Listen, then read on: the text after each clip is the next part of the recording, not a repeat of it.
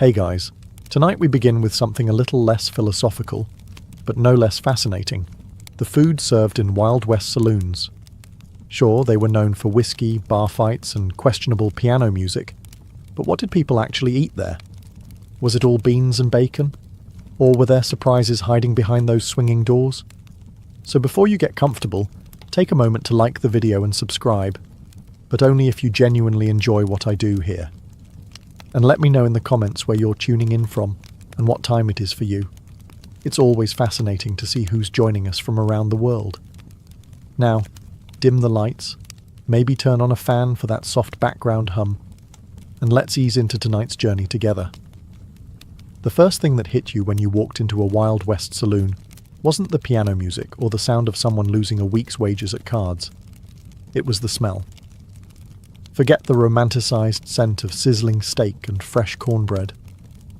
The real bouquet was more like a punch in the nostrils, a complex blend of sweaty cowboys, wet tobacco, old beer, damp wood, horses that hadn't bathed in a decade, and, if you were lucky, the faintest hint of something cooking in the back. Some saloons tried to mask it with sawdust on the floor, or pipe smoke thick enough to cause temporary memory loss. Others just embraced it. "You don't come here for the air," barkeeps would say, slapping flies off the counter with a rag that hadn't been cleaned since the Civil War. And yet, somehow, there was always a kitchen. It might have been a hole-in-the-wall fire pit with a pan of beans bubbling over embers. It might have been a grumpy woman in a soot-covered apron stirring mystery stew with a spoon that doubled as a self-defense weapon. But food was being made, somewhere, and if you could smell it through the sweat and the whiskey vapour, you were halfway to dinner. That is, if you could find a seat. Most saloons weren't laid out like modern restaurants. There were no servers, no menus with scripted fonts, just a few splintered tables, some rickety chairs, and one long counter where you could eat, drink, argue, or all three in rapid succession. If you were a regular, the cook might shout something like, "beans or stew," and you shouted back your choice without looking up. If you were new in town, they'd stare you down, trying to guess whether you were going to pay or pass out before the plate hit the table. And that's what made saloon dining so special. It wasn't about taste. It was about survival. You ate what they had, not what you wanted. You sat next to strangers who might rob you or save your life tomorrow. And if the food made you sick, well, that's what whiskey was for. In the hierarchy of Wild West cuisine, beans sat squarely at the top, not because they were delicious, but because they were cheap, indestructible, and could survive an apocalypse, a gunfight, and a stampede without breaking a sweat. Pinto beans, black beans, navy beans, it didn't matter. If it was dry, vaguely edible, and could be boiled into submission, it ended up in the pot. Beans were the unsung heroes of saloon kitchens, served morning, noon, and night, often to men who hadn't seen a vegetable since they left Kansas. Preparation was simple. Step 1. Pour beans into a pot. Step 2. Boil them for 6 hours over a questionable fire. Step 3. Serve them with salt pork, a stale biscuit, and a look of mild apology. Some cooks tried to get fancy, adding lard, onions, or even chili powder if they were feeling ambitious. But most didn't bother. In the Wild West, flavour was considered a luxury, and seasoning was whatever blew in from the open window. Beans were hearty, filling, and predictable, 3 traits that cowboys respected more than gold. They fueled long cattle drives, powered poker nights, and gave you something to chew on while you waited for the piano player to start again, or for someone to get tossed through the front window. The only downside? Aftermath. 1 cowboy eating beans was tolerable. 10 cowboys in a saloon full of beans was a biological weapon. It's said that some bar fights weren't started by insults, but by a single silent but deadly betrayal near the stove. Still, beans were dependable. When the meat ran out, when the chickens fled, and when the cook had exactly 7 brain cells left from the whiskey fumes, the beans remained. Unbothered, unburnt, unchanged. Some cowboys even preferred them. They could be eaten cold, reheated endlessly, and used as makeshift currency in emergencies. Legend has it a man once bought a horse with 3 pounds of salted beans and a promise never to return. So yes, saloon food had its highs and lows, but beans were the baseline, the bedrock, the humble heartbeat of 1,000 dusty meals. You didn't love them, you respected them, and sometimes that was enough. If beans were the soul of Wild West saloon cuisine, salt pork was its slightly greasier backbone, a slab of fat and meat so tough it could survive a thunderstorm, a bar brawl, and 6 months in a saddlebag without changing texture. Salt pork wasn't bacon, though cowboys loved to pretend it was. It was pork belly, heavily salted and often smoked, preserved in barrels with enough brine to season a small ocean. The salt kept it from rotting, and also, arguably, from being edible. Cooked right, salt pork was tolerable. Fried up in a hot skillet, served crispy and sizzling, it had flavour, grease, and that satisfying crunch that made you briefly forget the rest of your dinner came from a can. But cooked wrong, which happened often, it was like chewing a salted boot heel dipped in axle grease. Still, salt pork had its fans. It was easy to transport, hard to ruin, though many tried, and gave even the blandest pot of beans a salty punch of joy, or at least a reason to drink more whiskey. Cooks in saloons didn't waste a single bit. The fat used to fry everything from potatoes to biscuits. The rinds, tossed into stews or given to dogs, or to unlucky newcomers who didn't know the difference. One bite, and they'd learn real quick that the barkeep wasn't joking when he said, "Chew slow or choke proud." And yes, sometimes the pork was suspicious. A greenish tinge here, a questionable smell there. But in saloons, the motto wasn't, "Is it fresh?" It was more like, "Did it kill the last guy?"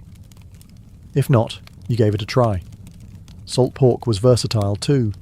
It could be diced into beans, slapped on biscuits, fried alone, or gnawed at like jerky on long rides. Cowboys packed it like treasure, and saloon cooks leaned on it when the chickens ran off or the stew pot got too thin. It wasn't elegant, and it sure wasn't healthy. But in a world where you might ride 60 miles before your next hot meal, salt pork got the job done. And if you survived it, well, you were stronger for it. In the Wild West, stew was the great culinary equalizer, hot, vaguely meaty, and deeply suspicious. It was the one thing almost every saloon served, no matter how ramshackle the kitchen. Why? Because stew was the perfect cover story for whatever odds and ends the cook had lying around, or couldn't legally describe. The base was simple, a pot, a fire, and ambition. You started with water, maybe some beans or potatoes, and then you tossed in whatever hadn't walked away yet. Beef? Sure. Rabbit? Definitely. Squirrel? Yep. Rattlesnake? If it wasn't biting anymore, toss it in. One traveller once claimed he found a boot string in his bowl. He wasn't even mad. It was the most chewable part. Meat quality varied wildly. Some stews had tender chunks of beef from the local butcher. Others, well, they had meat, the kind you didn't ask about. If the cook looked nervous and the dog population had recently decreased, you just ate around the chewy bits and prayed. Vegetables, when available, were usually boiled into oblivion. Carrots became orange smudges. Onions disappeared completely. Potatoes held on the longest, but eventually surrendered. The result? A bubbling brown-grey slurry that smelled way better than it looked and tasted better than you'd expect, assuming enough salt. Spices were a luxury. Most stew got its kick from whatever was on the cook's hands or knife. If you got black pepper, you were in a fancy place. If you got chili powder, congratulations. Your sinuses were about to be cleared by force. But despite the mystery, stew was comfort food for the weary cowboy. It was hot, it was filling, and it could be stretched endlessly by just adding water. One pot might feed a dozen men, or be reheated 3 days in a row until it developed the consistency and personality of old glue. You didn't eat stew because it was delicious. You ate it because it was there, because it was warm, and because nothing else in town was edible, unless you liked chewing tobacco and regret. Just remember, never ask what's in it. Because in the Wild West, ignorance wasn't just bliss, it was dinner. Not every cowboy could afford a steak, but nearly every saloon had something bread-like to soak up the stew. That something usually came in one of two forms: soft, flaky biscuits that were heavenly when fresh, or hardtack, which was basically bread's undead cousin. Let's start with the biscuits. When done right, which was rare but magical, they were warm, buttery, and flaky enough to convince a man he'd stumbled into a proper kitchen. Cooks who could make good biscuits were local legends. Some claimed their secret was lard, others swore by buttermilk.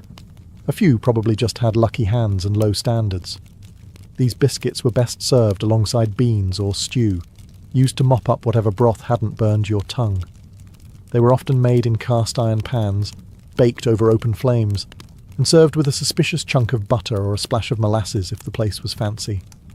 And then there was hardtack, a slab of flour and water, baked until it could survive nuclear winter. Originally made for soldiers and sailors, it found its way west thanks to one simple fact: it never went bad. It also barely qualified as food. Eating hardtack required strategy. First, you'd inspect it for weevils, which wasn't a deal-breaker, just an added crunch. Then, you'd soak it in stew, coffee, or whiskey until it softened. This could take anywhere from 10 minutes to 2 presidential terms. Even after soaking, chewing hardtack was a commitment. You didn't just eat it, you grappled with it. Dentists probably made good money off cowboys who challenged a piece and lost. But here's the thing. Both biscuits and hardtack served their purpose. They were cheap. They were portable. They filled you up. And in a world where calories mattered more than cuisine, that was enough. So if you strolled into a dusty saloon and saw a plate of steaming biscuits, you counted your blessings. If they handed you a hardtack puck the size of your palm, well, at least it came with a story, and maybe a chipped tooth. If you think modern coffee is strong, try cowboy coffee. A brew so potent it didn't just wake you up, it stared back and dared you to blink. Coffee in the Wild West was less about taste and more about survival. It wasn't roasted by origin, filtered through fancy gadgets, or topped with oat milk foam art. It was ground roughly, or not at all, dumped into a kettle, and boiled until the liquid turned black and sentient. The standard recipe went like this. Take water from whatever source you had, hopefully not downstream from the horses. Throw in a handful of coffee grounds, measured by instinct and aggression. Boil it. Hard. Don't strain it. Don't question it. Just pour and pray. The result? A thick, dark concoction that smelled like burnt dreams and tasted like vengeance. It wasn't uncommon for the last sip to contain more grounds than liquid, which meant cowboys got both caffeine and fibre in one heroic gulp. And yet, they loved it. Coffee kept you warm on cold desert mornings. It kept you awake through night watches. It masked hangovers and helped digest questionable stew. It was fuel, comfort, and punishment, all in one tin cup. Saloons didn't always serve coffee unless they had a kitchen, but if they did, it came out boiling hot, probably old, and strong enough to strip paint. One cowboy described it as like drinking a kick from a mule, but you miss it when it's gone. Fancy folk might have added sugar or canned milk if available. Everyone else just grimaced and powered through. And if a saloon had been reheating the same pot all day, you'd get the boldest brew known to man, thick as tar and twice as resentful. It's worth noting that some cooks reused old grounds to stretch the pot. This economy method led to coffee that tasted like disappointment and regret, but it still counted. Because in the Wild West, you didn't drink coffee for pleasure. You drank it to feel alive, and stay that way. In the Wild West, meat wasn't just food, it was currency, status, and occasionally a test of bravery. If you could afford it, you might walk into a saloon and order a steak. What you got depended entirely on luck, timing, and whether the cook held a personal grudge against your face. Steak, in theory, was a luxury. In reality, it was often a tough, overcooked slab of beef that had been fried in a pan with lard, scorched into obedience, and served with exactly zero garnish. If you asked for it medium rare, the cook would just stare at you until your mustache wilted. When fresh beef wasn't available, and let's be honest, it usually wasn't, saloons turned to other options: dried jerky, salted buffalo, occasionally venison, or even wild boar, if someone had gotten lucky on a hunt. And by lucky, we mean managed to hit it and drag it back before the buzzards did. In mining towns or far-flung settlements, meat got more creative: squirrel stew, rattlesnake roast jackrabbit with seasoning. If it had legs and didn't belong to a customer's horse, it was fair game.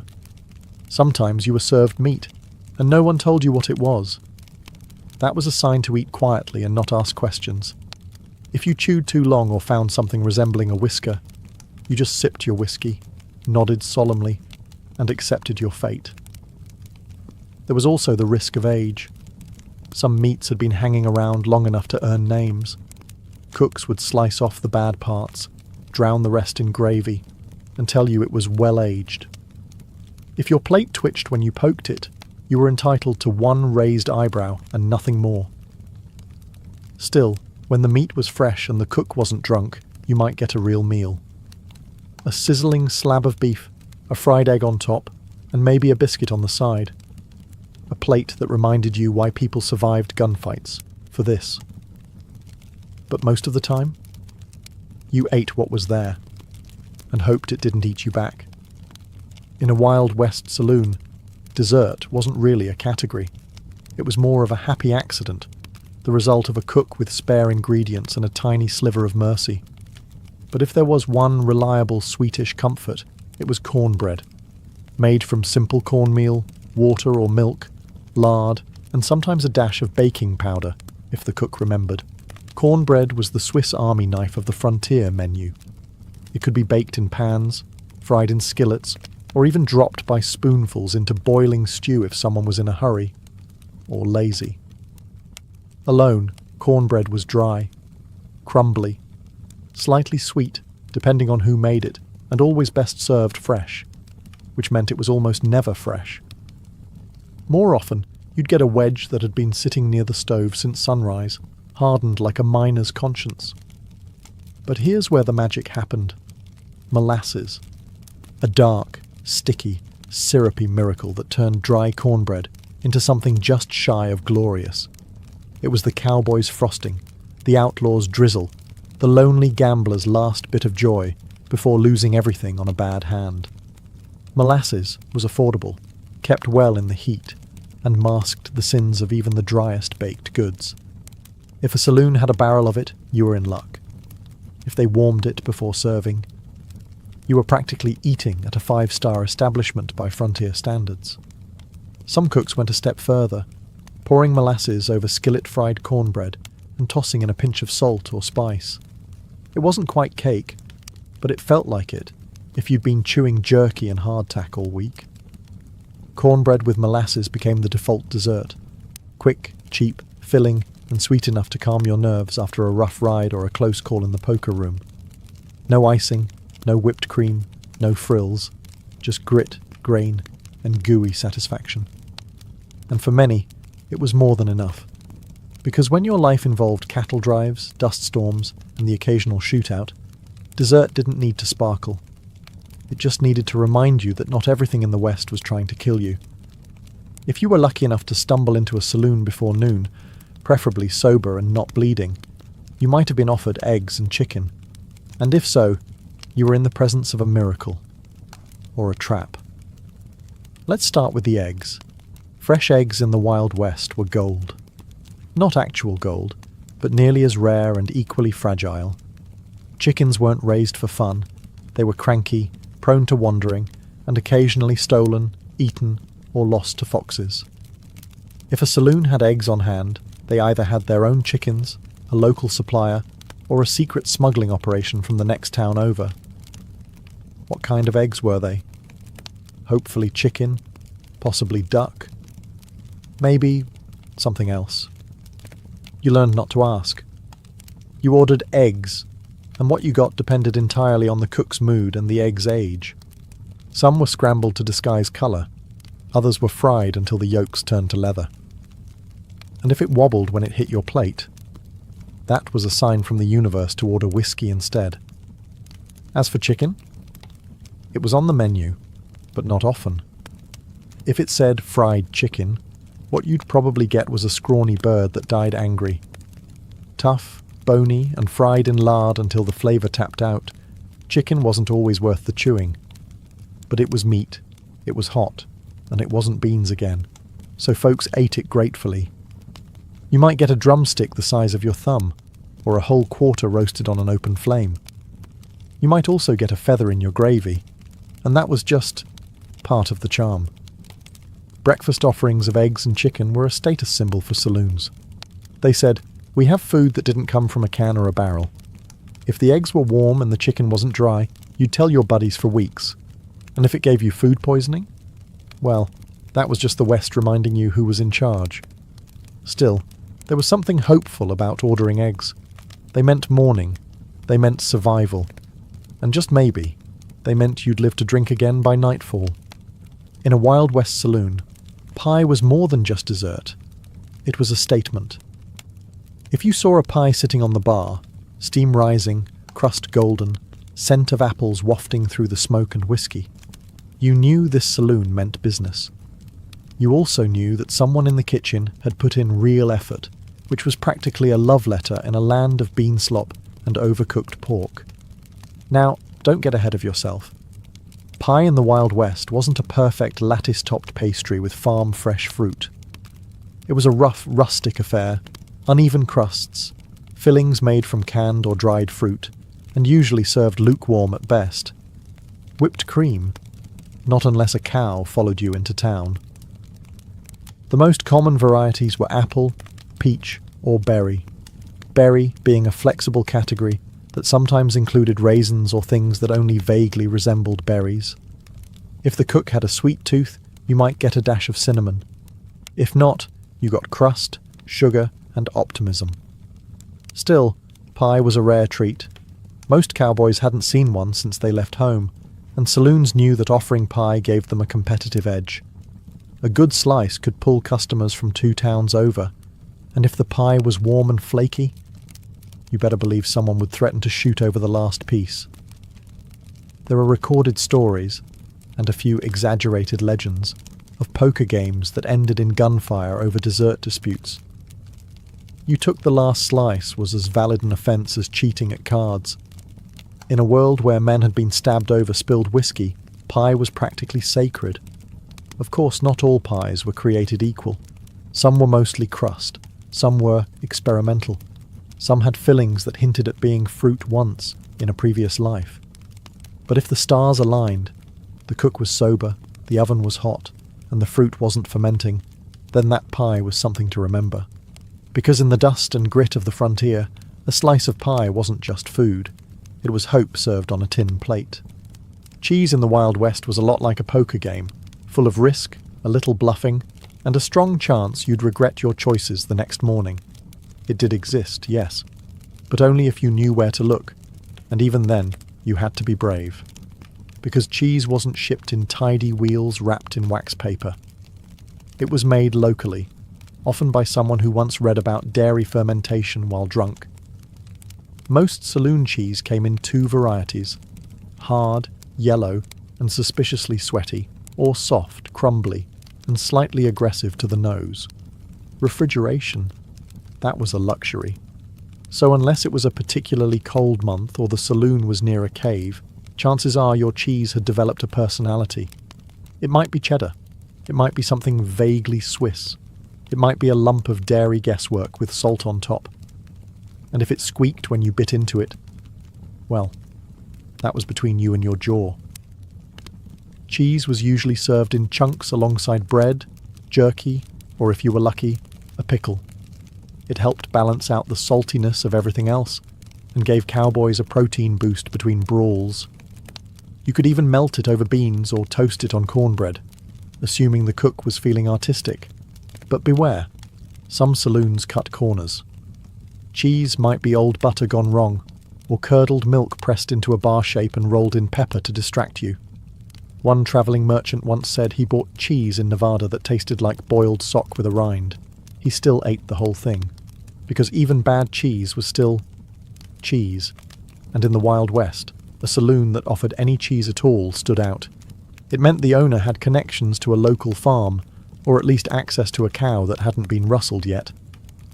Offering cheese wasn't about flavour, it was a flex, a symbol of civilization in a place where most people still bathed with sand.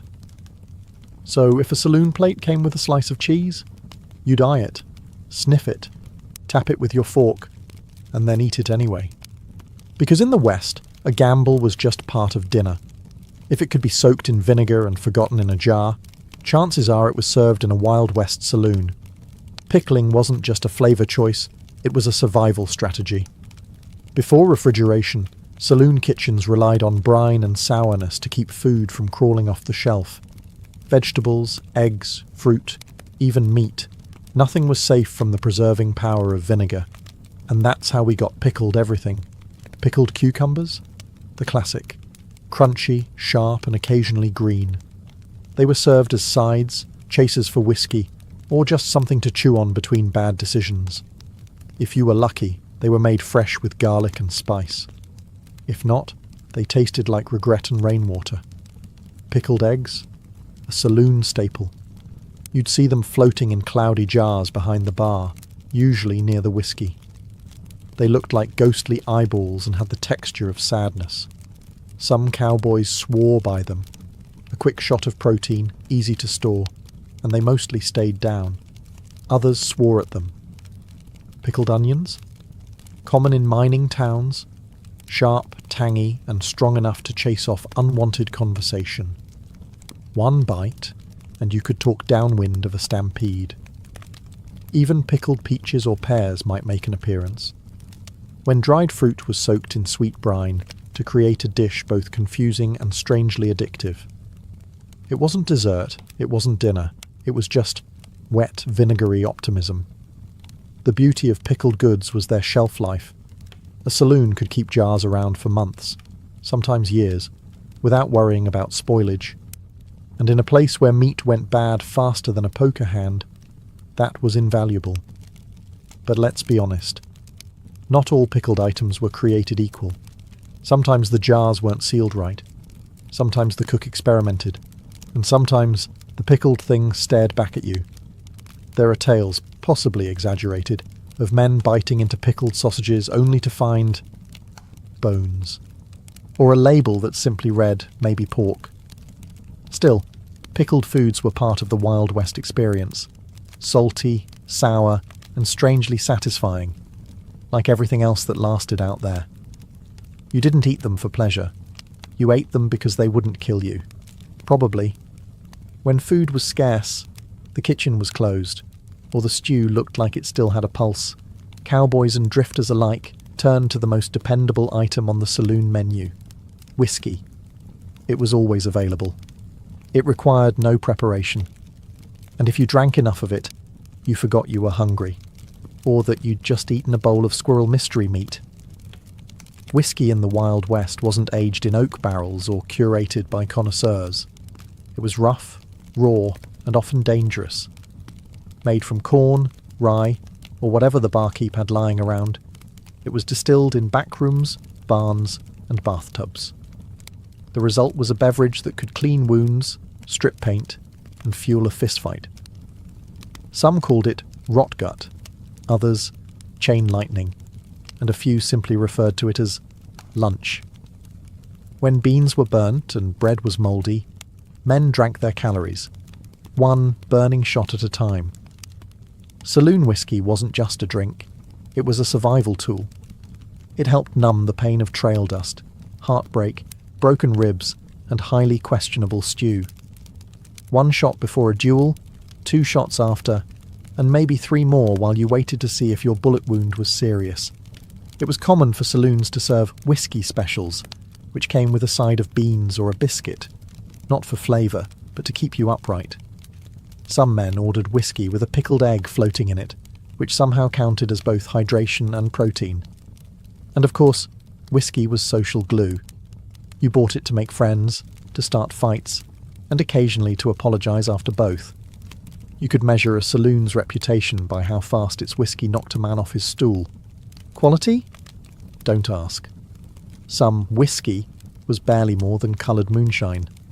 Additives ranged from tobacco juice to cayenne pepper. It burned going down, and if it didn't, you were probably drinking kerosene. Still, no one complained, because whiskey was warm, cheap, and honest, the only thing on the menu that never lied about what it was. And on nights when your meal came in a glass, with no fork and no judgment, you raised it high, and called it dinner. In any Wild West saloon that dared serve food, there existed a shadowy, smoke-covered figure whose power rivaled that of the bartender, the sheriff, and the town preacher combined: the cook. This individual, often unshaven, always irritable, was either a life-saving genius or a culinary war criminal. There was no middle ground. You'd never see them smile, but you'd remember their cooking for days, either in gratitude or gastrointestinal trauma.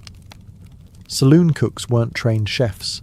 They were usually ex-miners, ex-cons, or ex-somethings who knew how to build a fire and weren't afraid of questionable meat. Their kitchen. A fire pit, a dented stove, and a single cast-iron pan that hadn't been washed since the gold rush. And yet, somehow, they fed entire saloons. On a good day, they'd whip up a pot of chili that could bring a man to tears. In a good way. The biscuits would be warm, the beans cooked through, and the cornbread just sweet enough to remind you of home. But on a bad day, the beans were scorched, the meat was grey, and the stew had an unsettling layer of oil that moved when the pot was still. You didn't complain. You couldn't. Saloon etiquette was clear. Never insult the cook. Because the cook controlled everything. The salt, the grease, the mystery meat ratio. If they liked you, you got the freshest cut. If not, you got the spoon scrapings from last night's disaster, reheated into chilly surprise. They also doubled as the saloon's unofficial bouncer. No one wanted to get hit by a ladle that had just survived frying salt pork. And if the cook had a cleaver, which many did, they could clear a room faster than a shotgun. Despite their moods, these cooks were vital. They kept cowboys on their feet, miners from passing out, and travellers from collapsing mid-sentence. They worked long hours in heat and smoke, took insults as seasoning, and lived by a single rule. If you don't like it, there's the door, or the whiskey. So whether they were your saviour or your saboteur, you always nodded respectfully to the cook. Because in the Wild West, they held your stomach and your fate in their greasy, glorious hands. Now that we've walked through the swinging doors, sniffed the stew, and stared down a pickled egg in a foggy jar, the real question remains: would you actually eat the food served at a Wild West saloon? Let's be honest, modern taste buds might not survive the experience. The beans were basic, the meat was a gamble, and the stew was more mystery than meal. You'd need strong teeth, a stronger stomach, and the kind of appetite that comes from riding 40 miles on a sunburned horse with nothing but dust in your lungs. But here's the thing. For the cowboys, miners, gamblers, and misfits of the American frontier, saloon food wasn't about gourmet flavour or Instagram-worthy plating. It was about fuel, calories, heat, a warm plate between gunfights, train robberies, or another night sleeping in a barn next to a mule named Regret. It was about survival.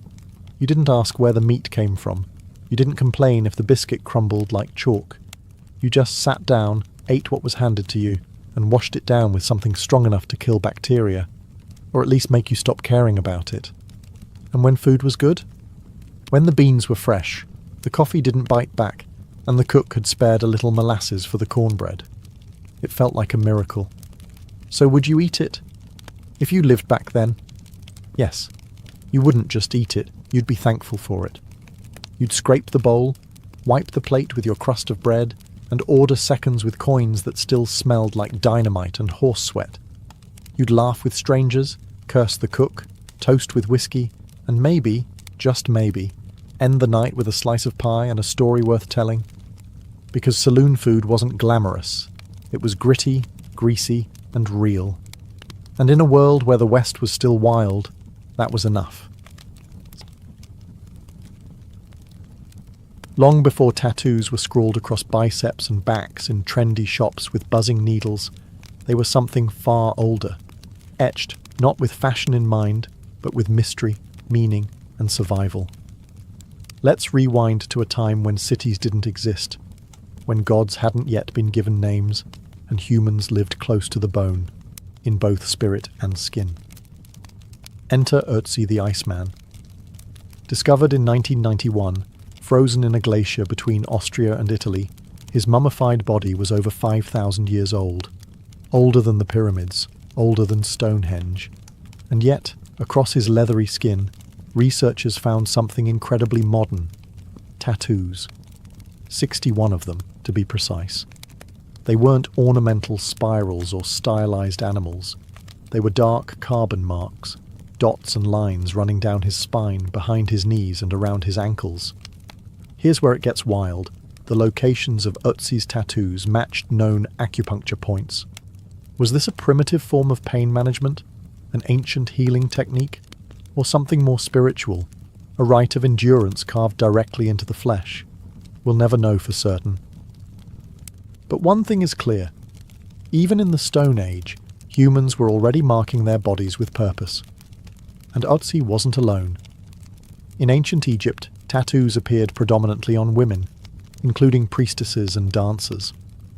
These weren't decorative butterflies or names of lost lovers, but rather symbolic patterns, often placed around the abdomen, thighs, and chest. Some scholars believe these tattoos were intended to offer protection during childbirth, to channel fertility, or to ward off evil spirits, like spiritual armor drawn right onto the body. Even in Nubia, south of Egypt, archaeologists unearthed mummies with animal figures tattooed on their limbs: bulls, crocodiles, symbols of power and survival.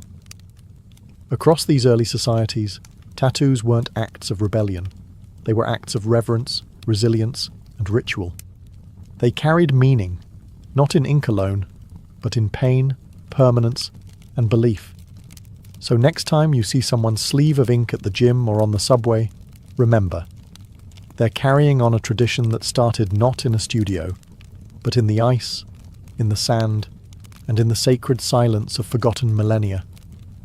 If you ever thought tattoos were just edgy accessories or signs of rebellion, try saying that in front of a Polynesian chief and watch the room go quiet. In Polynesian cultures, tattoos weren't optional or decorative. They were sacred. In fact, the word tattoo itself comes from the Tahitian word tatau, meaning to strike. And that's exactly how it began. With bone tools dipped in soot, rhythmically tapped into the skin with a stick, each strike echoing centuries of tradition. In places like Samoa, Tonga, and especially among the Maori of New Zealand, tattoos weren't just art. They were identity. A person's moko, the intricate facial tattoos of the Maori, could tell you everything you needed to know: their rank, their family, their ancestry, even their personal achievements. The face wasn't just a canvas, it was a living resume, and removing it would be like erasing a man's entire life. Young men would often receive their first tattoos during painful, ceremonial rites of passage. This wasn't a Friday night decision after a few drinks. It was a spiritual transformation. The process was excruciating. No anesthetics, no numbing creams, just raw courage and a communal belief in the deeper purpose of the pain. Women too were tattooed, often on the lips, chin or thighs, symbols of beauty, maturity, and mana, the sacred power believed to flow through all living things. A woman without tattoos could be considered incomplete, a canvas left blank in a world full of stories. But colonialism, as it often does, tried to erase it all. Missionaries arrived with scissors, soap, and shame. They saw the tattoos as primitive, pagan, and unchristian. In some areas, traditional tattooing was outlawed, forcing it underground, like a sacred language spoken only in whispers. Still, the ink endured. Today, Many Polynesians are reclaiming their tattoo heritage with pride. The ancient tools have returned, the designs have resurfaced, and across the Pacific you can hear the sound of tattoo once again, not just as an art form, but as an act of cultural survival. These weren't just marks on the skin. They were, and still are, declarations of spirit, blood, and belonging. Step into the world of togas, gladiators, and philosophers, and you might not expect to find tattoos. After all, when we think of ancient Greece and Rome, we imagine marble statues and clean, idealized bodies. But peel back the myth, and you'll find ink lurking in the shadows. In ancient Greece, tattoos were originally associated with slaves and criminals. In fact, the Greek word stigma, yes, the root of our modern term stigmatize, referred to the permanent marks branded or inked into someone's skin as punishment. These weren't symbolic or decorative. They were labels, warnings. If you were a runaway slave or a captured enemy, your captor might tattoo your forehead with a message like, "Stop me, I ran away," a permanent scarlet letter etched into the skin.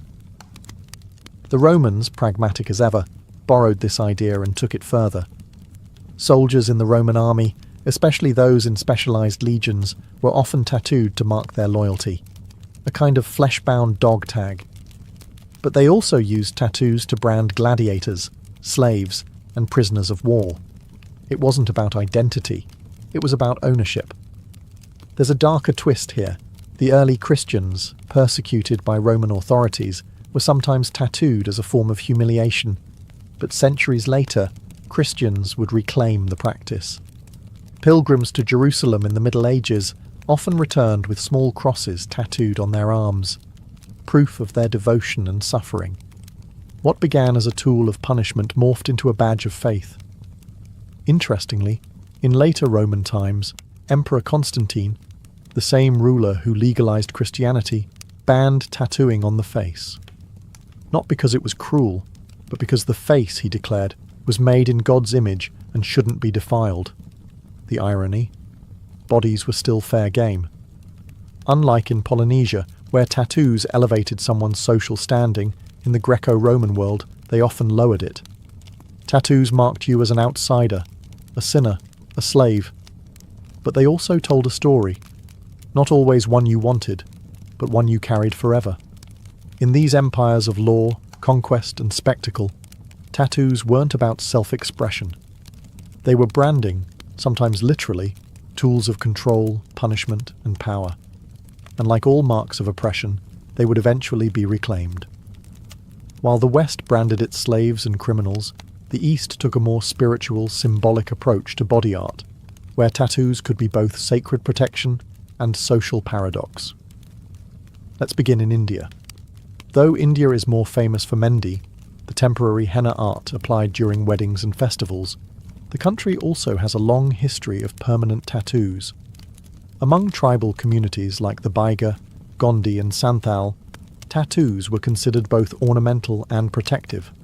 A woman might be tattooed with symbols of fertility, strength, or religious devotion.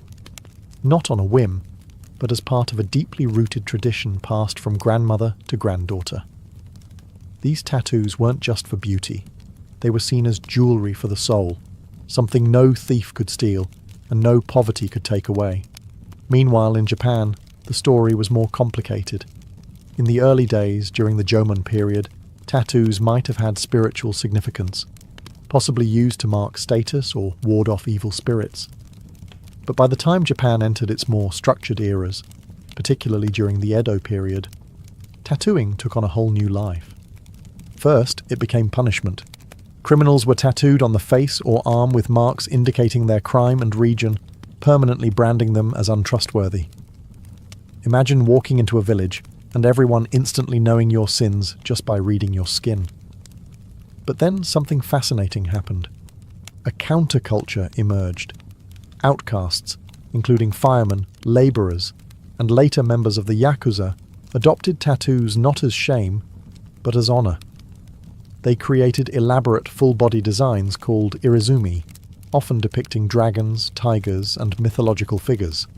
These were masterpieces, carved into the flesh over hundreds of painful hours. Each design told a story, a personal legend inked beneath society's judgment. At the same time, Buddhist pilgrims in Southeast Asia developed sakyant tattoos, geometric designs and Pali scriptures believed to offer protection, strength, and spiritual blessings. These were administered by monks using sharpened bamboo or steel rods, and always accompanied by chants and prayer. In the East, tattoos could be holy or taboo, sacred or criminal. It all depended on who wore them and why. But one thing was certain. In these cultures, skin was never silent. It spoke of power, punishment, prayer, and pride. As the Roman Empire gave way to the rise of Christianity, the tattoo needle, once a symbol of identity or punishment, began to vanish from the Western world. Why? Because in the eyes of the Church, the body was no longer just flesh. It was a temple. And temples apparently weren't meant to be scribbled on. The early Christians had a complex relationship with tattoos. On one hand, some groups adopted tattoos as declarations of faith. Pilgrims travelling to Jerusalem would have small crosses tattooed on their wrists to signify their devotion, a permanent spiritual passport. These were symbols of endurance and survival, proof they had made the sacred journey and lived to tell the tale. But that was the exception, not the rule. By the early Middle Ages, the dominant message coming from religious authorities was clear. Marking the body was a pagan practice, and pagan meant sinful. The Bible, specifically Leviticus 19:28, was often cited, "You shall not make any cuttings in your flesh for the dead, nor tattoo any marks upon you. I am the Lord." That single line was enough to bury an entire art form across much of medieval Europe. Tattoos became synonymous with heathenism, witchcraft, and heresy, not something you wanted associated with your name during the Inquisition. In monasteries and Christian kingdoms, tattooing virtually disappeared, reduced to whispers and superstition. But even in this era of suppression, the ink never truly dried. In the far reaches of the Byzantine Empire, some Christian sects still practiced religious tattooing, small crosses etched onto hands and arms, often to protect against Islamic enslavement. In Ethiopia, Coptic Christians maintained tattoo traditions as well, marking young believers with sacred symbols as part of spiritual rituals. And among crusaders, the knights who marched to the Holy Land, tattoos made a quiet return. Some etched small crosses on their bodies, not just as spiritual protection, but so that, if they died in battle, they could be buried as Christians, their faith visible even in death. So while the medieval West tried to erase the art of tattooing, it never quite succeeded. The ink hid in monasteries, pilgrim trails, and desert churches, waiting patiently, like a buried relic, for its time to rise again. As the age of exploration dawned, and wooden ships began slicing through unknown oceans, tattoos found a brand new canvas: sailors. And these weren't royal court artists or tribal shamans. These were rough men, calloused by salt and superstition, who began decorating their bodies with anchors, mermaids, and crucifixes. But how did tattoos return to Europe after centuries in exile? Enter the 18th century voyages of Captain James Cook. When his crew arrived in Polynesia, they encountered entire societies marked in ink. Intrigued and amazed, many sailors got tattooed themselves, both to honour the cultures they encountered and, let's be honest, to prove they'd been somewhere exotic. Returning to port with tattoos wasn't just fashionable. It was a kind of resume, a living record of where you'd sailed and what you'd survived. Soon, tattoos became the unofficial uniform of the seafaring class. But it wasn't just about style, it was steeped in superstition. An anchor on the forearm symbolised stability. A pig and a rooster, often tattooed on the feet, were believed to prevent drowning since those animals were kept in wooden crates that floated during shipwrecks. Some sailors even tattooed "Hold Fast" across their knuckles, hoping it would give them the grip to survive rough seas and tangled ropes. And then there were the religious icons: crosses on the back, the Virgin Mary over the heart. Sailors believed these tattoos offered divine protection, an extra layer of spiritual armour when the ocean turned against them. As these inked-up sailors filtered back into European and American ports, tattoos spread with them, not to the nobility, but to the fringes. Dock workers, soldiers, convicts. Tattoos were now the language of the lower classes, the drifters and the daring. Still, they held meaning. In the US, Civil War soldiers began tattooing their names and regiments on their arms, a grim preparation in case they died in battle and needed identification, a small, painful insurance policy in a world without dog tags. So while kings and clergy shunned tattoos, the men who mapped the world wore them with pride. For them, each mark was a story, a wound, a charm, a prayer. And when the world ended in waves or cannon fire, it might be the only thing left that told your name. By the 19th and 20th centuries, tattoos had drifted far from temples and tribal rites. In many parts of the world, they had become marks of defiance, especially behind bars. Prisons gave tattoos a new language, a gritty, coded one, spoken in needles, razors, and improvised ink. Let's start in Russia. Under the iron shadow of the Soviet Union, a secret society of tattoos flourished inside the gulags. These weren't decorative. They were biographical, symbolic, ruthlessly hierarchical. A star on the shoulders? That meant you commanded respect. Barbed wire around the neck? You were a lifer, never getting out. A cathedral with domes on your chest? Each dome represented a sentence served. The tattoos told your crimes, your rank, your defiance. But break the code, or wear a symbol you hadn't earned, and you might find it carved off, forcibly, with a knife. In Japan, the Yakuza transformed the art of irizumi, once a punishment, into a badge of honor. Full-body suits of dragons, koi fish, and samurai warriors covered skin from shoulder to ankle, often hidden beneath business suits. Getting tattooed wasn't just an act of rebellion. It was a rite of loyalty, painful, expensive, and permanent. In the West, prison tattoos carried their own meanings. In American jails, a teardrop beneath the eye might signal that you've committed murder, or, in some cases, lost someone close. Cobwebs on the elbows could symbolize long sentences, dots on the knuckles, numbers, acronyms, entire identities rewritten in ink, hidden from guards but clear to anyone fluent in the language. These tattoos were often done with smuggled sewing needles, paper clips, and pens melted into ink. There was no glamour here, just pain and symbolism. For many inmates, it was less about art and more about identity. Proof that you belonged, or a warning that you didn't. Outside prison walls, these tattoos carried a heavy stigma. They marked you as dangerous, untouchable, beyond redemption. But for the men and women who wore them, the ink was often the only constant, the only part of themselves they owned in a system built to strip everything else away. Tattoos in prison weren't fashion, they were survival.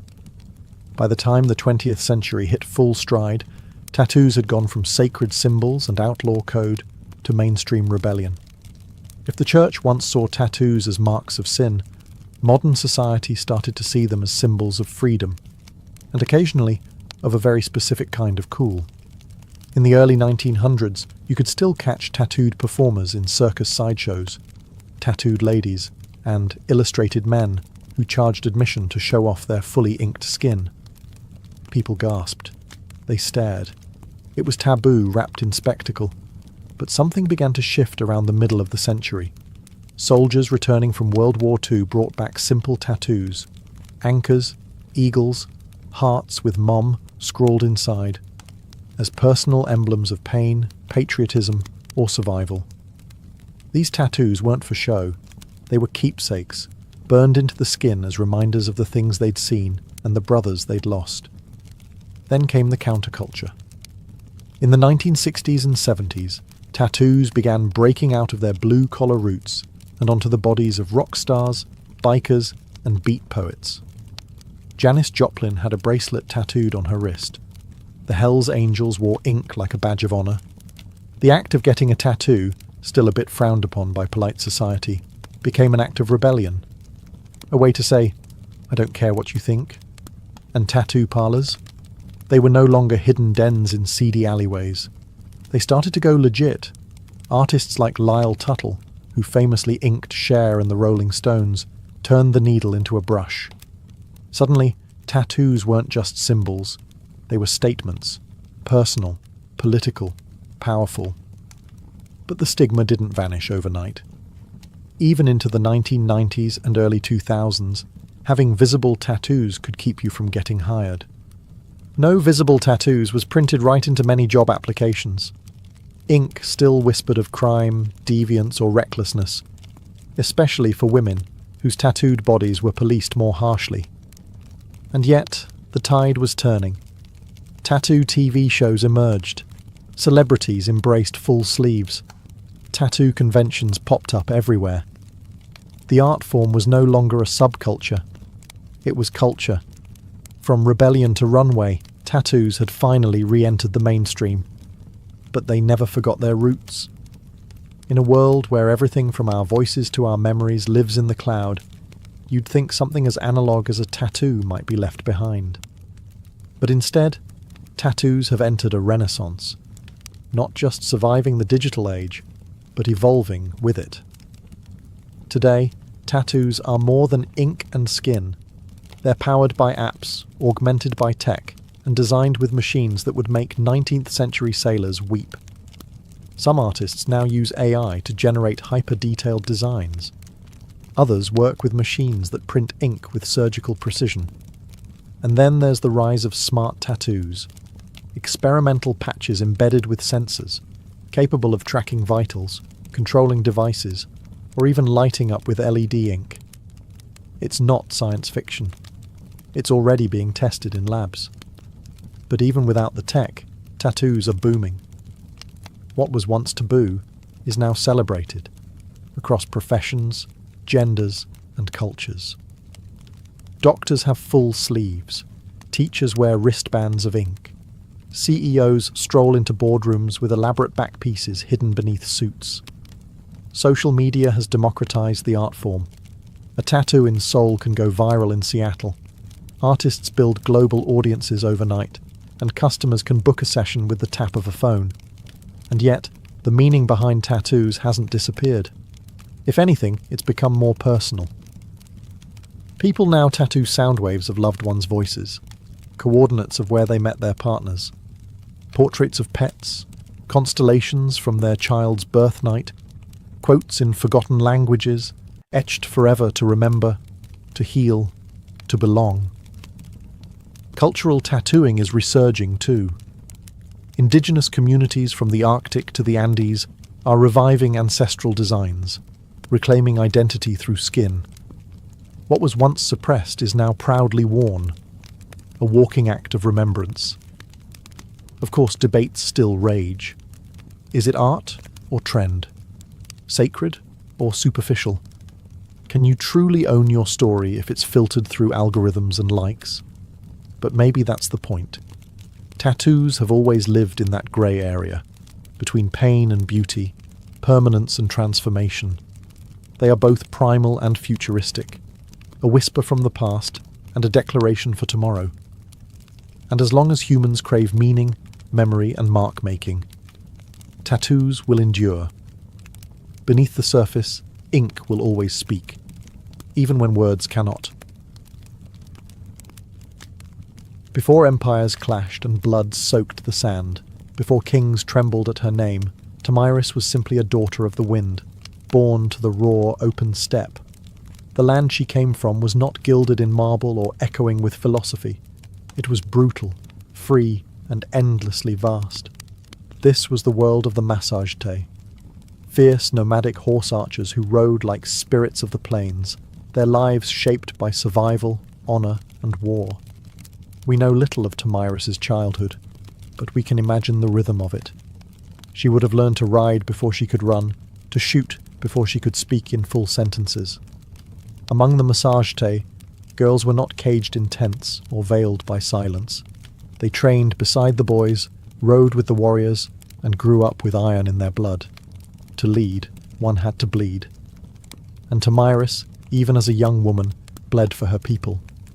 Her tribe worshipped the sun and sky, lived off their herds, and buried their dead with weapons, ready for battle in the afterlife.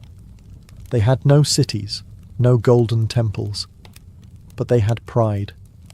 And when enemies approached, they met them not with prayers, but with arrows. Tomyris likely came to power after the death of her husband, who may have ruled the tribe before her. But what's certain is that when the moment came, she didn't inherit leadership. She seized it. In a time when most women were considered property, Tomyris commanded an army. She negotiated with kings. She dared to speak as an equal. And if they didn't listen, she made them. She was more than a queen. She was Shahmat, the steppes' checkmate, a war chief in bronze and leather who would soon face the greatest empire on earth. But power, especially for a woman, never comes without consequence. As Tomyris began to solidify her rule, whispers grew louder. Across the mountains to the south, a king was watching. His name was Cyrus the Great, and he wanted more. The stage was set. The steppe wind howled. And Tomyris, daughter of warriors, would soon ride into legend. While Tomyris reigned over the open steppes, far to the south, a different kind of power was rising. Structured, imperial, relentless. Cyrus the Great, founder of the Achaemenid Empire, had already conquered Lydia in the west and Babylon in the south. His banners flew over deserts, mountains and cities where languages changed every few days' ride. But Cyrus wasn't done. He was a builder of empires, and every builder eventually eyes the horizon. To Cyrus, the Massagetæ were a threat wrapped in opportunity. They weren't rich in gold or cities, but they controlled the northeastern frontier, and that meant access to key lands, resources and trade routes. More importantly, the Massagetæ had something no empire could afford to ignore: pride. And pride, in Cyrus's eyes, could be bent or broken. But Cyrus also knew that brute force wasn't always the best first move. He had a reputation for cleverness, diplomacy, and strategic trickery. So he tried a different approach, one that kings before him had used to dissolve threats without a single drop of blood. He proposed marriage. According to ancient sources, notably Herodotus, Cyrus sent envoys to Tomyris offering an alliance through matrimony. On paper, it was a royal match, the great king of Persia and the warrior queen of the Massagetæ. But Tomyris wasn't naive. She saw the proposal for what it was, not an offer of love or partnership, but a calculated attempt to absorb her people without a fight. She declined, and that rejection didn't sit well in the halls of Persepolis. With the diplomatic games over, Cyrus shifted to his favourite language: war. He ordered his army to cross the Araxes River, the natural barrier that separated Persia from the land of the Massagetæ. He was going to take what Tomyris refused to give. But Tomyris was already preparing. She knew the terrain. She knew how her people fought, on horseback, fast and furious. And most of all, she knew Cyrus wasn't just coming for land. He was coming to crush a woman who dared to say no. The world's most powerful king had declared war, but he had no idea what kind of fury he had just awakened on the steppe. Cyrus the Great, master strategist and seasoned conqueror, believed he could outwit Tomyris.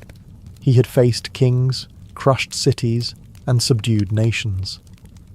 To him, the Massagetæ were little more than wild nomads with fast horses and no cities to defend. He didn't realize he was stepping into the path of someone just as cunning and far more furious. Tomyris had warned him. After rejecting his marriage offer, she sent a clear message: cross the Araxes River, and you will regret it. But Cyrus crossed anyway, building a bridge of boats to carry his army into Massagetæ land. Instead of striking immediately, Tomyris pulled her forces back, luring Cyrus deeper into unfamiliar terrain. The Persians found an abandoned camp, well stocked with food, and more importantly, wine, a luxury the nomadic Massagete rarely indulged in. It was a baited trap, and Cyrus took it, perhaps thinking the enemy had panicked and fled. Inside the camp, he left a portion of his army under the command of General Harpagus, a trusted officer. As the Massagete returned under the cover of night, they fell upon the drunk and unsuspecting Persians with deadly precision. The battle was brutal and swift. Among the dead was Spargapaises, Tomyris' son and a Massagete commander. Accounts differ on what happened next. Some say Spargapaises was taken alive and, realizing his capture, begged for death and took his own life. Others claim he was killed in the fighting, but all agree. When news reached Tomyris, something inside her shattered, and then turned to steel. Her grief was volcanic, but her rage, that became legendary. She sent another message to Cyrus. This one wasn't a warning, it was a vow. "You may be a glutton for blood," she said, "but I swear I will give you your fill." She promised to make the ground run red with Persian blood, and her vengeance would not be quiet. Cyrus had taken her son. He had violated her land. Now he would meet not the queen of the Massagete, but the mother of a slain warrior, and the last face he would ever see. The next battle would not be a skirmish. It would be an execution. The sun rose over the plains like a blade, sharp and blinding. Tomyris stood at the head of her army, no longer just a queen, but a storm given form. Her warriors, hardened by the nomadic life, painted their faces with ash and rage. This wasn't about politics anymore. This was about blood. Cyrus, for all his might, had underestimated the Massagete. He assumed they would fight like the tribes he had conquered before, chaotic, uncoordinated, easy to crush.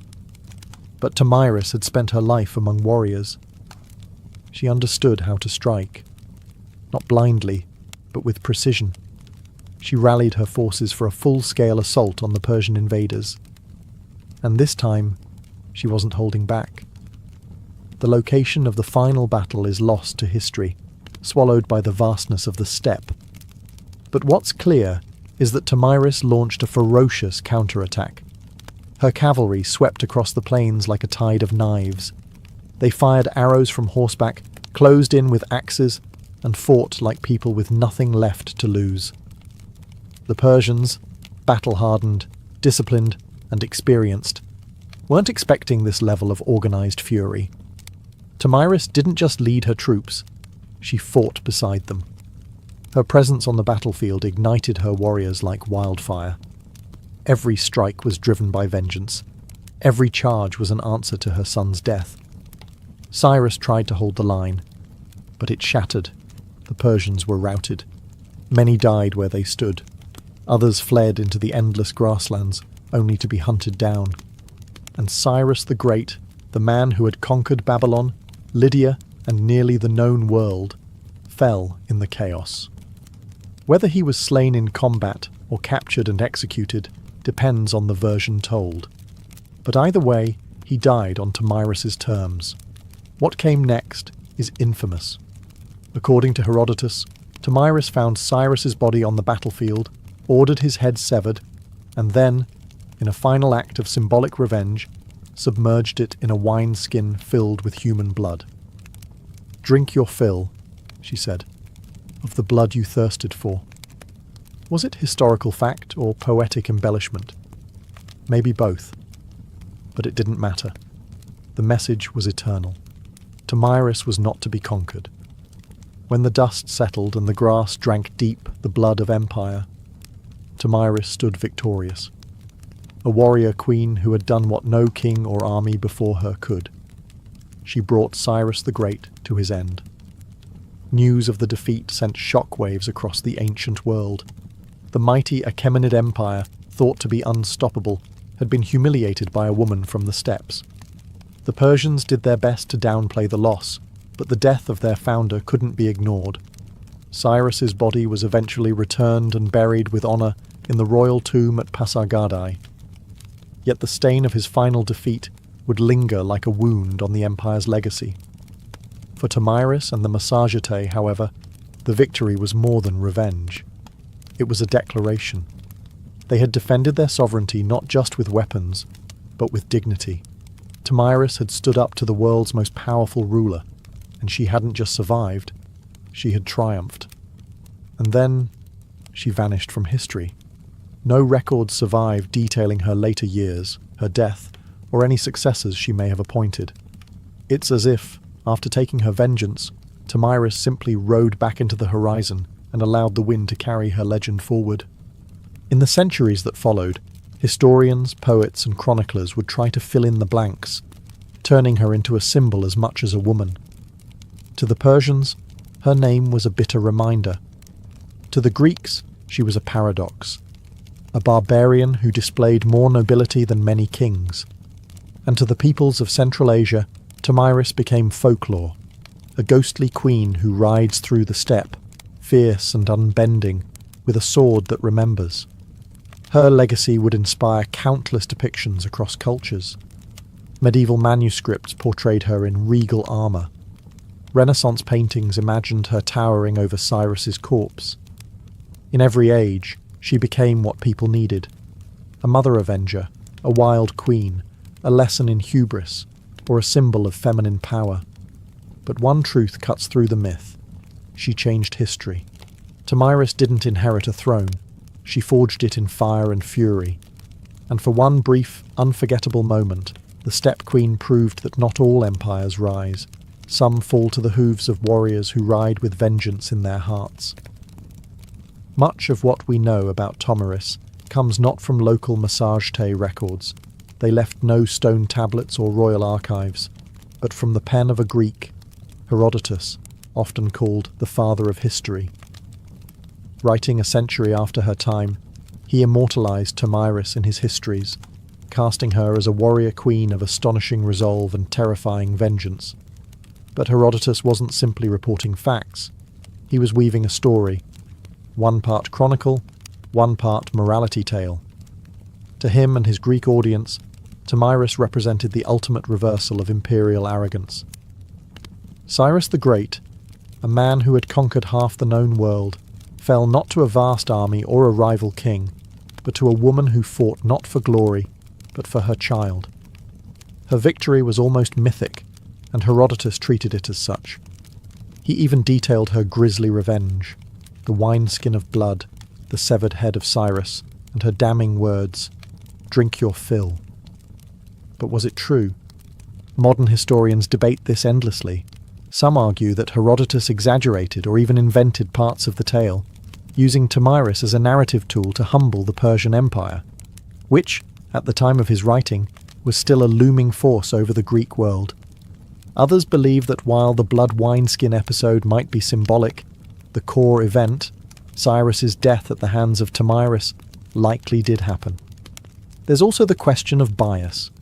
Herodotus, for all his insight, often filtered foreign cultures through a Greek lens. He portrayed the Massagetei as wild and free, yet noble, an exotic mirror to Greek ideals of honour and liberty. Tomyris, in that frame, wasn't just a barbarian. She was a moral counterweight to Persian ambition. Still, even if details blurred over time, Herodotus succeeded in one thing. He ensured Tomyris would not be forgotten.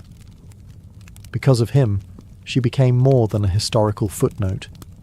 She entered the realm of legend, where facts soften but impact sharpens. And in that space between myth and memory, Tomyris's story found a strange kind of immortality. In a world dominated by kings and conquerors, Herodotus left us a queen who refused to kneel, and left her enemies bleeding in the sand. Though she may have slain one of the ancient world's most iconic emperors, Tomyris never ruled an empire herself. She didn't build cities of stone or inscribe edicts on golden tablets. Her people, the Massagetei, were nomads, living not by walls, but by the rhythms of the land, the sky, and the horse. This meant that Tomyris's legacy was never institutionalized. There were no marble busts or royal coins bearing her likeness, no archives to immortalize her decrees. Instead, her story passed on as stories do on the steppe, through firelight, song, and the whispered awe of warriors. The Massagetæ were one of many powerful tribes of the Central Asian steppes. Their cousins included the Scythians, the Saka, and the Dahai, all expert horse archers who roamed the lands between the Caspian Sea and the borders of ancient China. These tribes were feared by empires for their mobility, unpredictability, and ferocity in battle. Tomyris, as a female leader among them, was rare, but not entirely unique.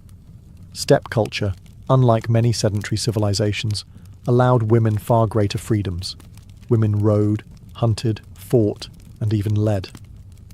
Among the Scythians, graves of female warriors, buried with weapons, armor, and horse gear, have been found by archaeologists, confirming that the stories of fierce steppe queens were more than just legend.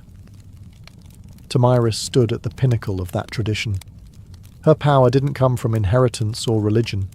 It came from respect, grit, and sheer capability.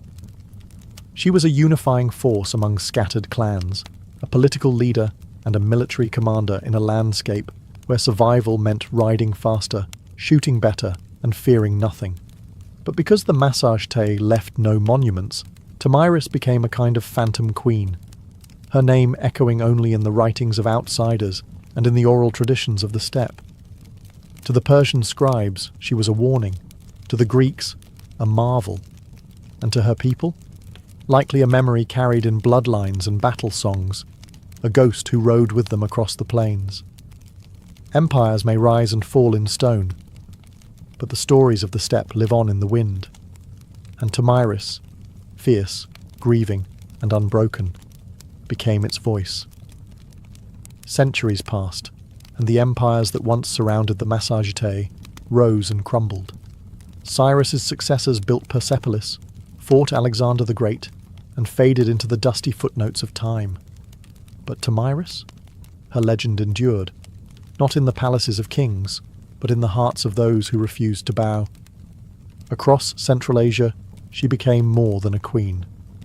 She became a symbol of female strength, of resistance, of the untamed spirit of the steppe.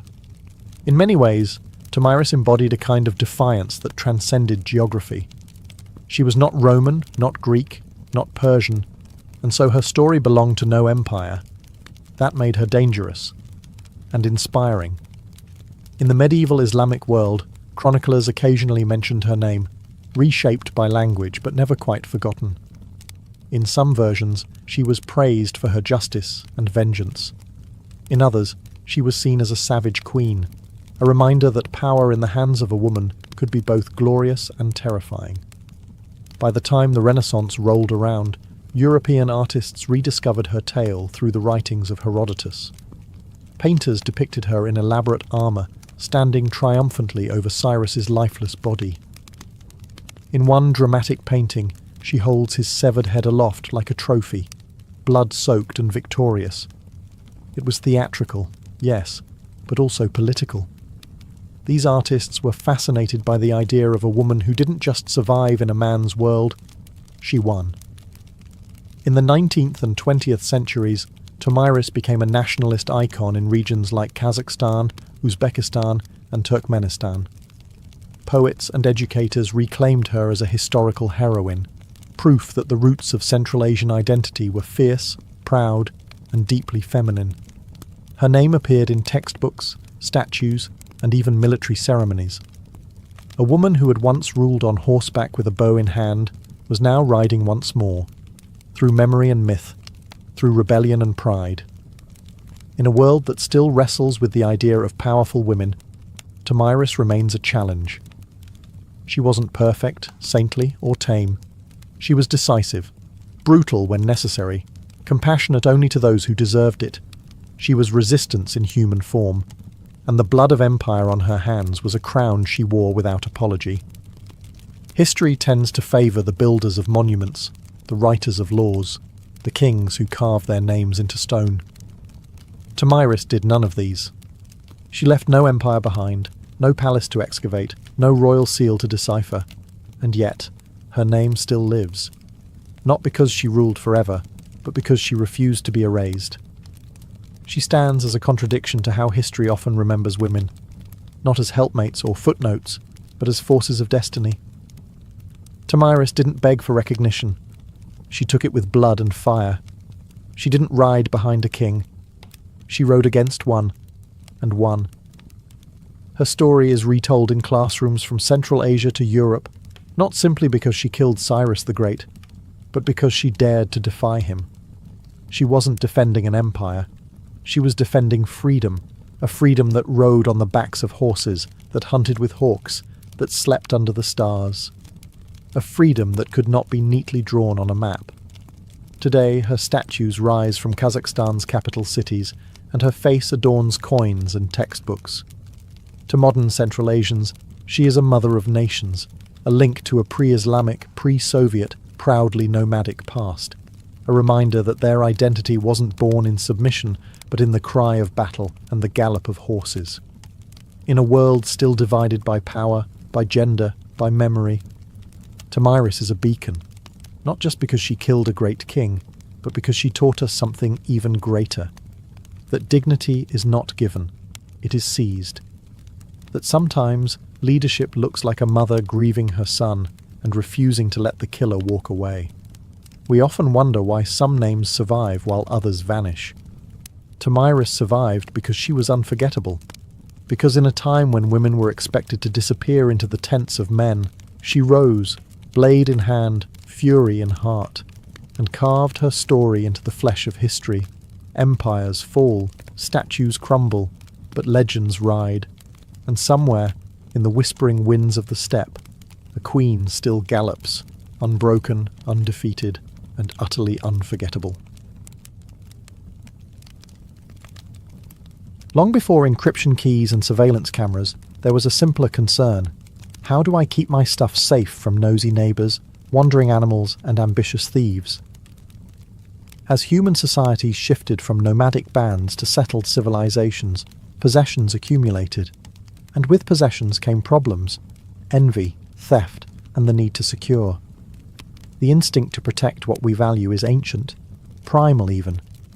Once humans began storing food, tools, or sacred items in permanent dwellings or temples, they had to find a way to keep others out.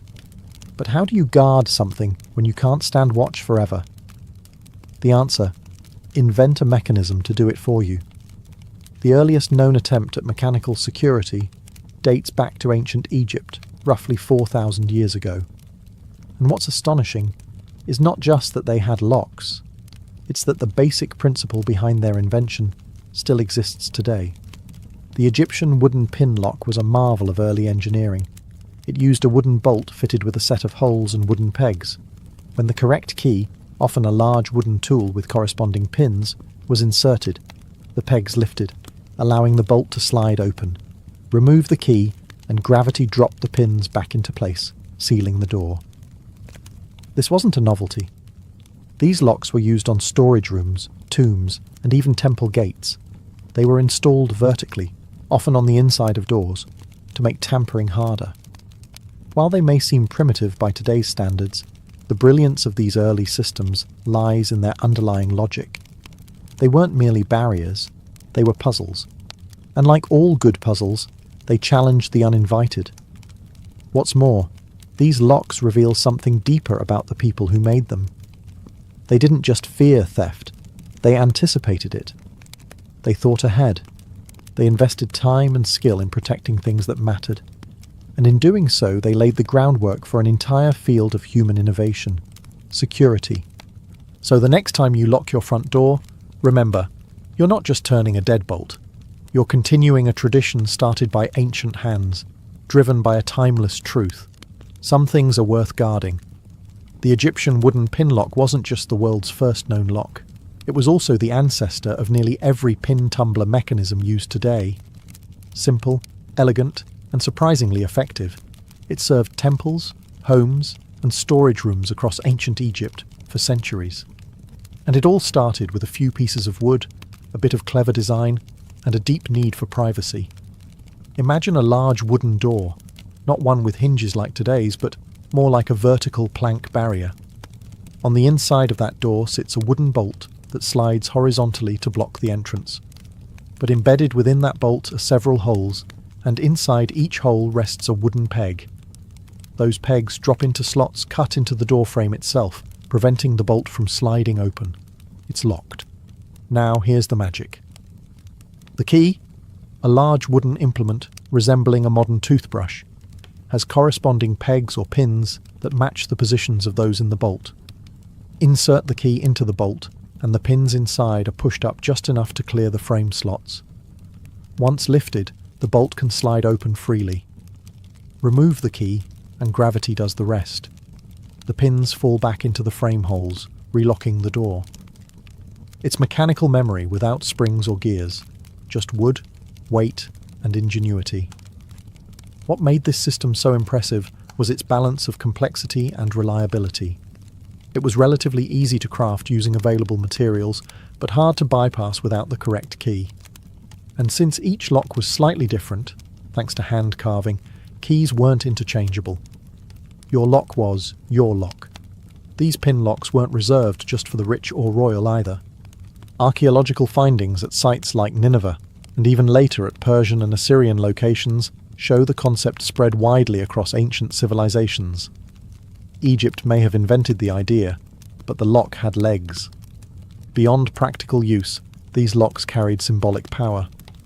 In tombs and sacred buildings, locking something wasn't just about physical protection. It signified reverence, finality, the belief that certain things should remain untouched unless you were worthy enough to possess the key. Security in ancient Egypt wasn't just a function, it was a statement. While Egypt gave us the earliest mechanical locks, ancient Mesopotamia pioneered a very different form of security, one that relied less on mechanics and more on identity. In the land between the Tigris and Euphrates, security wasn't sealed with bolts and tumblers. It was pressed in clay, with symbols, authority, and trust. The people of Mesopotamia, including the Sumerians, Akkadians, Babylonians, and Assyrians, developed a method of securing goods not by locking them, but by making unauthorized access visibly impossible. How? With cylinder seals, small carved stone rollers engraved with unique images or inscriptions. These seals were rolled over wet clay used to close containers, doors, or even official documents. Think of it as an ancient combination of a signature, a wax seal, and a barcode. Once impressed into the clay, the seal left behind a continuous pattern that could not be duplicated easily. If someone tampered with the seal, opened the container, broke the door latch, or unwrapped the tablet, it was obvious. The broken clay told on them. This approach was both simple and profound. In a world without padlocks or alarms, it focused on deterrence through visibility. The seal didn't stop you from opening something. It told the world that you had. High-ranking officials, merchants, and priests all had their own personalized cylinder seals, often passed down through generations. These seals carried such prestige that some people were even buried with them, as status symbols and tools of the afterlife. But Mesopotamian security wasn't just about clay. They also secured temple treasuries and granaries using rope bindings that could only be removed by cutting, often tied with elaborate knots or seals that would clearly show tampering. The idea was always the same: make the risk of exposure more terrifying than the reward of theft. This concept of security as accountability, of linking access to a person's identity and social status, would echo for millennia. Even today, we log in with usernames, verify with signatures, and rely on records more than locks. In Mesopotamia, to protect something wasn't just to keep it hidden, it was to publicly proclaim who had the right to touch it. As ancient Greek city-states rose in wealth and complexity, so too did their need for personal security. From treasuries in temples to coin-filled storerooms and private homes, the Greeks faced the same age-old challenge. How do you keep things safe when you can't always be there to guard them. Surprisingly, the Greeks were slower than their Egyptian and Mesopotamian neighbours in developing mechanical locks. Instead, they leaned heavily on trust, social norms, and physical barriers, sometimes reinforced by surprisingly clever, though rudimentary, devices. One such innovation was the bar and pin lock, used mostly for doors and chests. It consisted of a horizontal bar placed across a door on the inside, with a hole through which a key could be inserted from the outside to lift the bar. These keys were often large, flat iron rods, shaped like the letter F or P. They weren't the most discreet. In fact, some were almost as long as a forearm. Carrying one around made it quite obvious that you had something to protect. But Greek keys and locks weren't just functional. They also held cultural significance. Being entrusted with a key symbolized authority and responsibility. In Homer's Odyssey, Penelope is described as holding the key to Odysseus's storeroom, a symbol of her power within the household. However, Greek locks had limitations.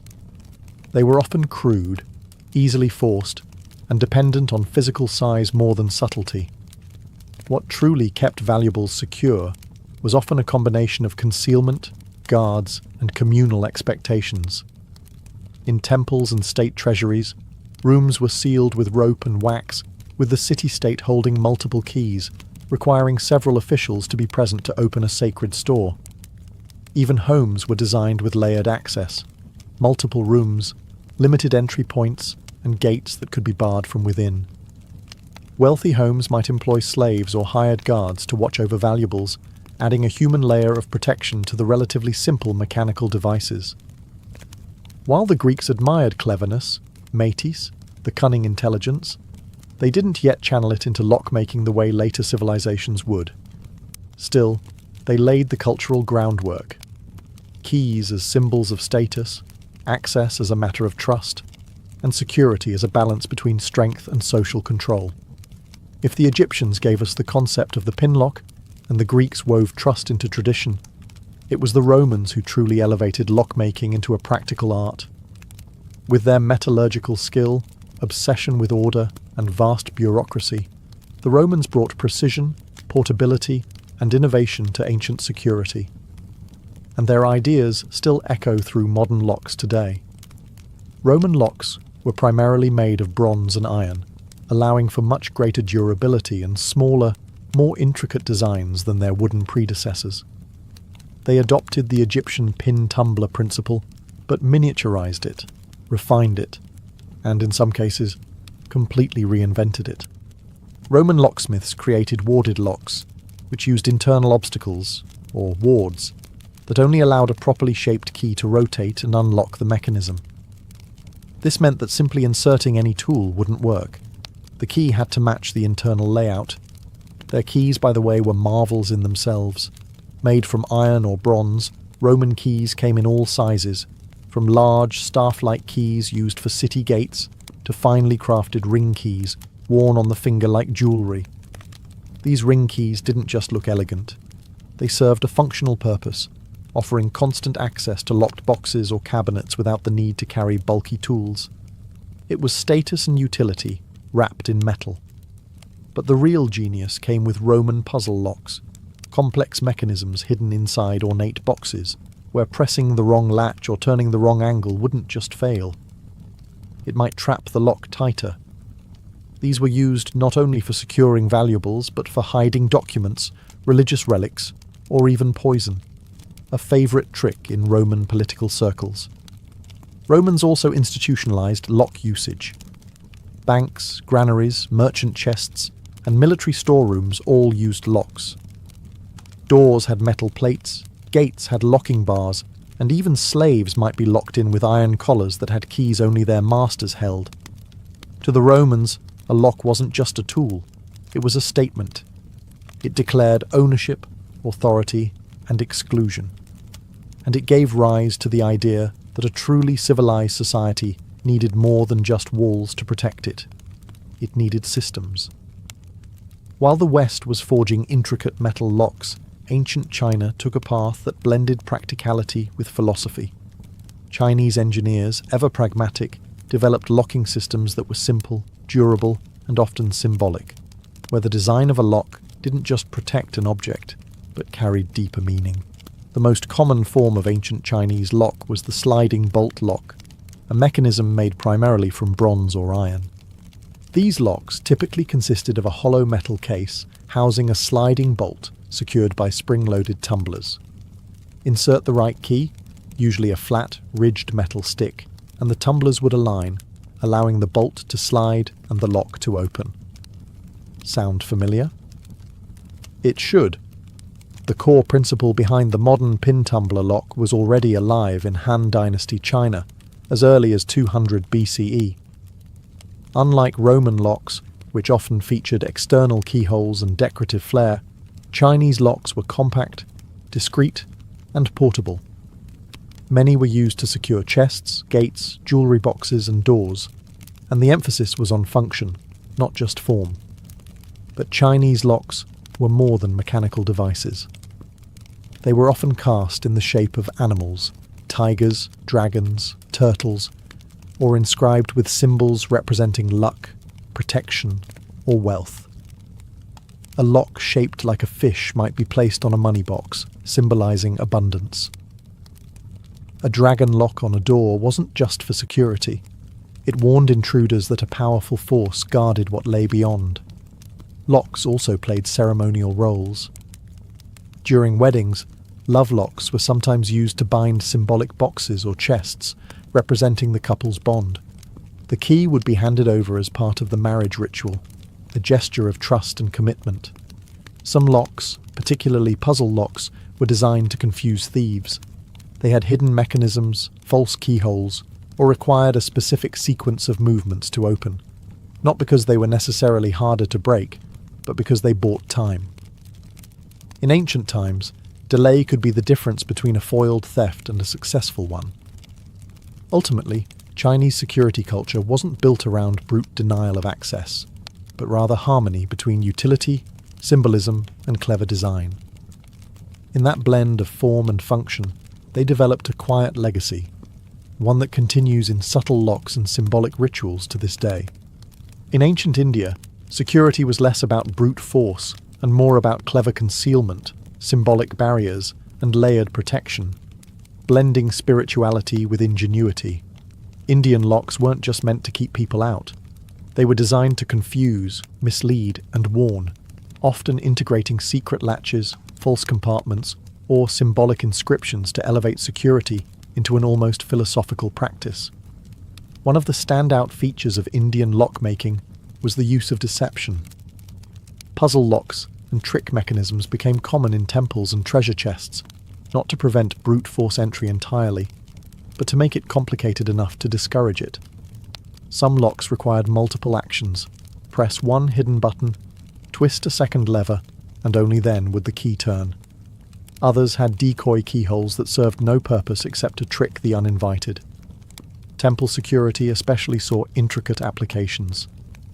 Temples housed offerings of gold, sacred texts, and revered relics.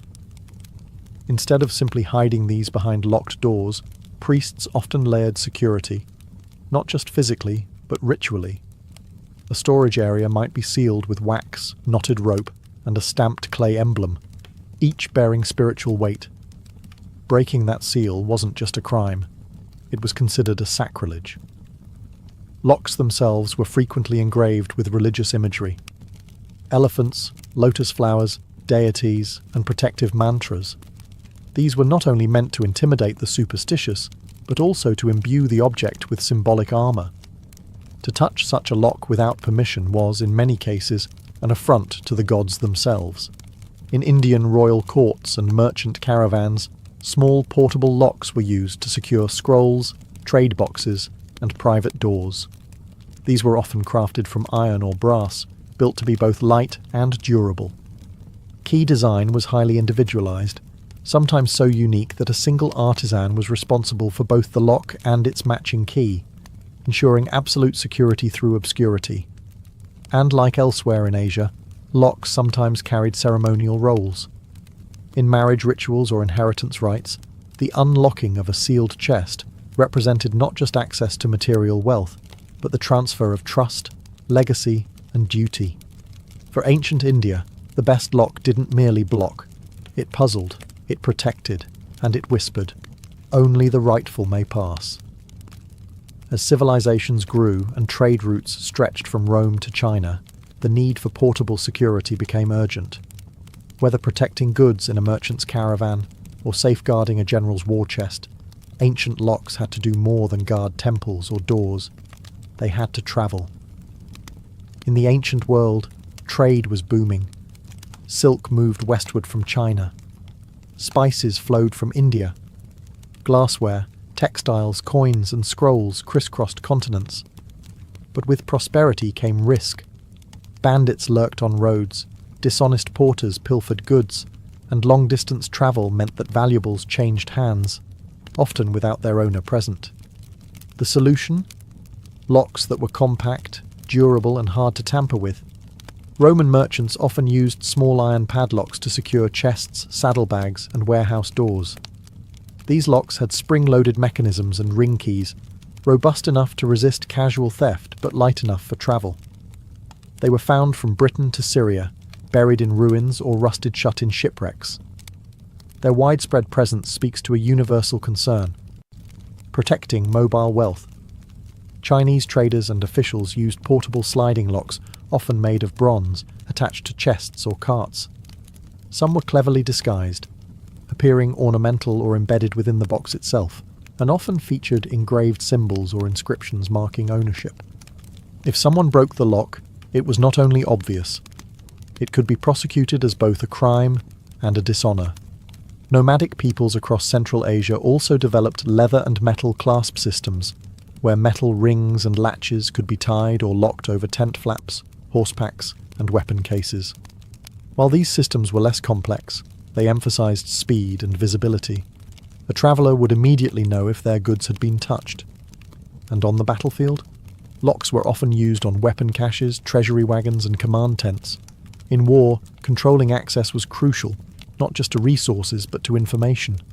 Scrolls and maps were sometimes sealed in locked boxes, often with multi-key systems, requiring more than one officer to open them, an early version of two-factor authorization. Across cultures, one thing remained consistent. The more mobile the world became, the more ingenious locks had to be. The road brought opportunity, but it also brought risk, and ancient travellers met it not just with swords, but with keys. When we twist a key in a door today or tap a code into a lock screen, we rarely think of the thousands of years of quiet ingenuity behind that simple motion. But every click, latch, and password is part of a story that began in the dust of Egyptian temples, in the bronze workshops of Rome, and along the silent trade routes that stitched the ancient world together. The legacy of ancient locks is not just mechanical, it's psychological. These early inventions reflect something deeply human: our desire to protect, to exclude, to define what is ours. Whether it was a wooden bolt in Thebes, a ring key in Pompeii, or a puzzle lock in Chang'an, the concept was the same: to create a boundary that only the rightful person could cross. And over time, these boundaries evolved into more than physical barriers. They became symbols. A lock on a temple door didn't just secure gold, it preserved the sacred. A seal on a scroll didn't just hide knowledge, it marked power. Even today we use locks to mark trust: a locked diary, a wedding chest, a secure vault. The mechanism may be more advanced, but the meaning is the same. In many ways, the most remarkable thing about ancient security is how little has changed. Modern pin-tumbler locks still mirror Egyptian designs. Today's privacy seals, passcodes, and even blockchain security echo ancient ideas: personal access, tamper-proofing, and symbolic control. But there's a philosophical twist, too. Ancient locks were never foolproof. They could be picked, broken, or bypassed, just like today. But their power lay not just in denying entry, but in declaring boundaries. They told the world, "This is mine. You do not have permission." And that psychological line, more than any mechanical part, is the essence of security. From tombs to trade routes, from temples to homes, locks have always been about more than theft prevention. They're about control, identity, secrecy, and sometimes survival. So the next time you slide a deadbolt or hear a safe click shut, remember, you're not just using a tool. You're continuing a story written by kings, merchants, warriors, and priests, each of them trusting a small piece of technology to hold back the world.